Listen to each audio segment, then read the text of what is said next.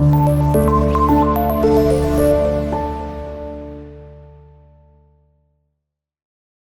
اللہ الرحمن الرحیم، شروع اللہ کے نام سے جو بڑا مہربان نہایت رحم کرنے والا ہے۔ اچھا بچوں، یہ دوسرا لیکچر ہے سبق نمبر 10 کا، سیاق و سباق۔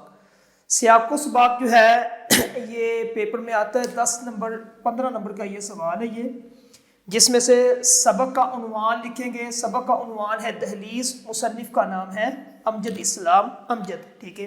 ایک نمبر اس کا ہے۔ آگے صنف ماخذ آپ کی مرضی ہے، لکھ لیں۔ صنف کے اعتبار سے ڈرامہ ہے اور ماخذ اس کا دہلیز ہی ہے، ٹھیک ہے۔ سیاق و سباق کے 3 نمبر ہوتے ہیں۔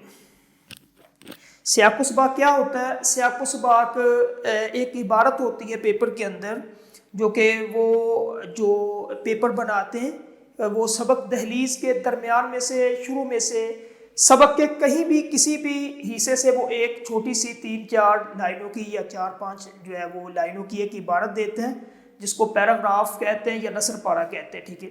اب اس کا سوال ہوتا ہے کہ آپ نے سیاق و سباق کو مد نظر رکھتے ہوئے عبارت کی تشریح کرنی ہے۔ اب سیاق و سباق کو مد نظر رکھتے ہوئے عبارت کی تشریح کرنی ہے۔ سب سے پہلے آپ نے حوالہ متن کی ہیڈنگ دینی ہے، یہ سامنے میں نے لی ہے حوالہ متن۔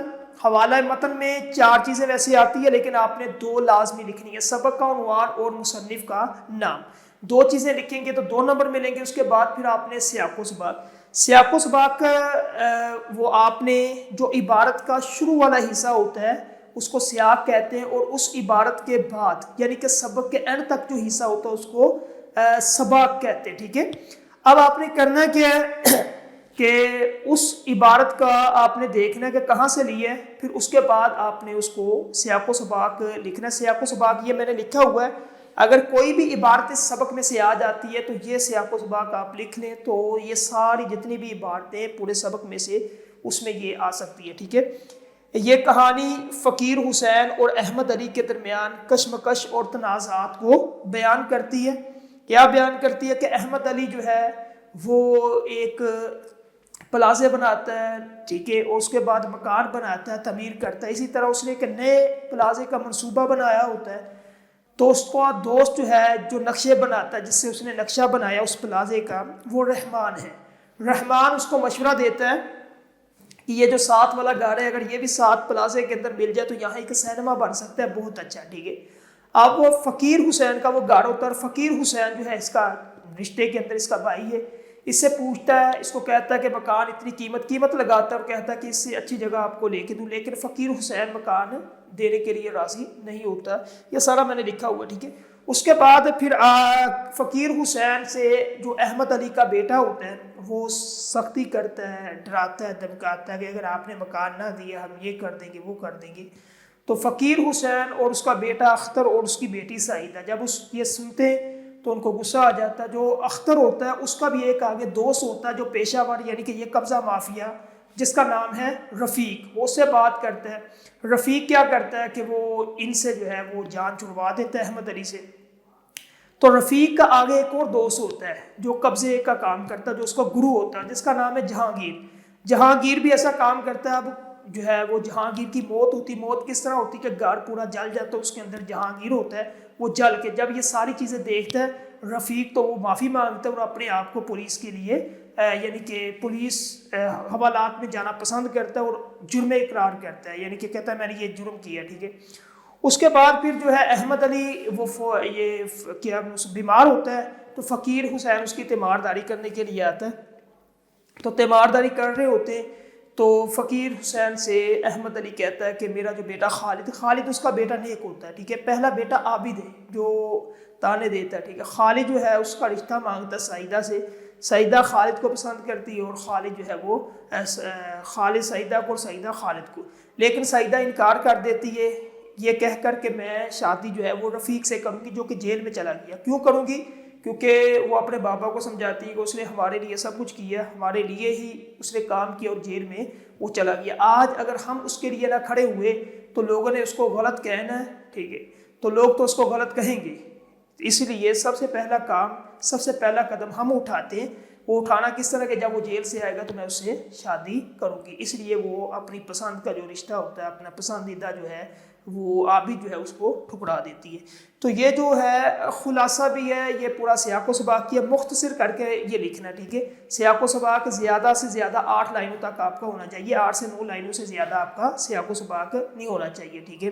اس کے بعد پھر آپ نے تشریح کرنی ہے۔ تشریح کرتے ہوئے سب سے پہلے دیکھ لیں تشریح میں جو مصنف ہوتا ہے اس کے بارے میں آپ نے ایک لائن لکھنی ہے، 1 یا 2 لائنیں، جس طرح میں نے لکھی ہے کہ امجد اسلام امجد اردو کے مشہور شاعر، ڈرامہ نگار، وہ اپنے ڈراموں میں عام انسانوں کے مسائل کو موضوع بنایا۔ یہ جو ڈرامہ لکھا ہے، یہ ڈرامے کا مقصد صرف یہ نہیں کہ لطف دینا یعنی کہ ہم اس کو سنیں یا دیکھیں، نہیں، کوئی بھی ڈرامہ جو ہوتا ہے نا، جو بھی آپ دیکھتے ہیں ڈرامہ، اس کے پیچھے کوئی نہ کوئی سبق ہوتا ہے۔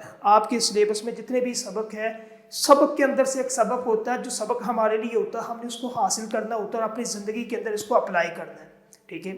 اب اس سبق میں سے، اس ڈرامے سے ہمیں کیا ملتا ہے؟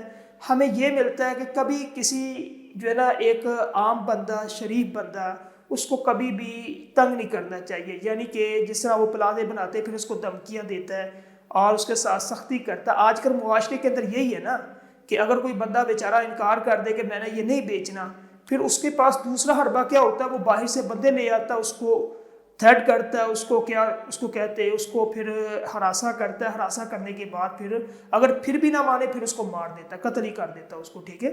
اسی طرح ہر گھر کے اندر مسائل یہ ہے، ہر محلے کے اندر کوئی بھی اخبار اٹھائے یہی مسائل ہے۔ تو وہ کہتا ہے کہ کبھی بھی ایسا نہیں کرنا ہے، کسی کو مجبور نہیں کرنا، اس کی چیزیں بیچے ٹھیک ہے، خوشی سے کرتا ہے کر لے، نہیں تو نہیں۔